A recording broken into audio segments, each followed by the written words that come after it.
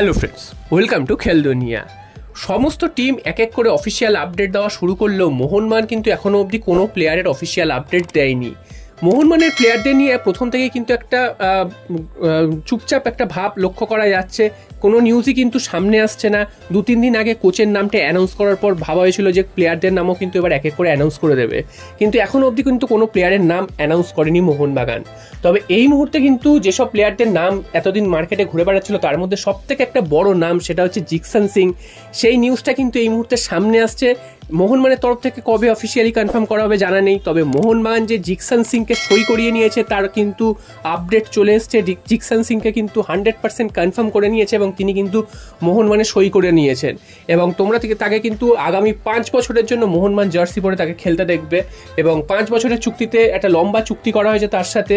তিনি কিন্তু মোহনবাগানে যোগ দিয়েছেন। তোমরা জানো যে জিকসন সিংকে প্রথম থেকেই নেওয়ার জন্য একটা টার্গেট ছিল মোহনবাগানের, তবে মাঝখানে যখন আপুইয়ার নামটা সামনে এসেছিল মোহনবাগান কিন্তু আপুইয়ার পেছনেই ছুটছিল এবং আপুইয়াকে একটা সময়ে প্রায় কনফার্মও করে নিয়েছিল এবং লাস্টে কিন্তু গিয়ে শোনা যায় যে একটা হিউজ পরিমাণ ট্রান্সফার ফি দিতে হবে আপুইয়াকে নিতে গেলে, যার কারণে মোহনবাগান কিন্তু তখন পিছিয়ে আসে এবং জিকসন সিং যাকে কিন্তু ভুলেই গেছিল প্রায় মোহনবাগান, সেই জিকসন সিংকে কিন্তু আবার টার্গেট শুরু করে এবং তাকে কিন্তু কনভিন্স করে নেয় এবং তার গতকালই তোমাদের জানিয়েছিলাম যে তার কাছে চুক্তিপত্রও পৌঁছে গেছে, যে কোনো সময় কিন্তু তিনি সই করে দেবেন।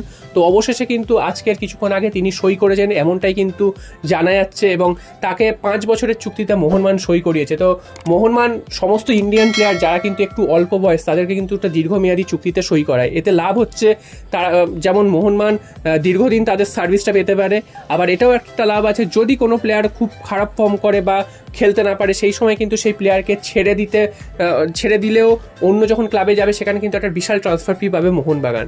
তো এই সব কারণের জন্য একটা দীর্ঘমেয়াদী চুক্তি করে প্রত্যেকটা প্লেয়ারের সাথে। প্লেয়াররাও কিন্তু এরকমই চুক্তি চায় যে একটা ক্লাবের সাথে 4-5 বছর চুক্তি করে নিতে, যাতে তাদের ফিউচারটা সিকিউর হয়।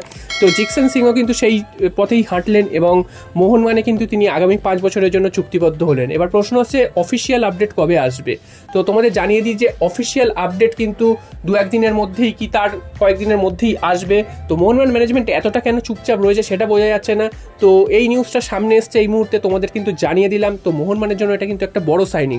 তো তোমাদের মতামত অবশ্যই তোমরা কমেন্ট বক্সে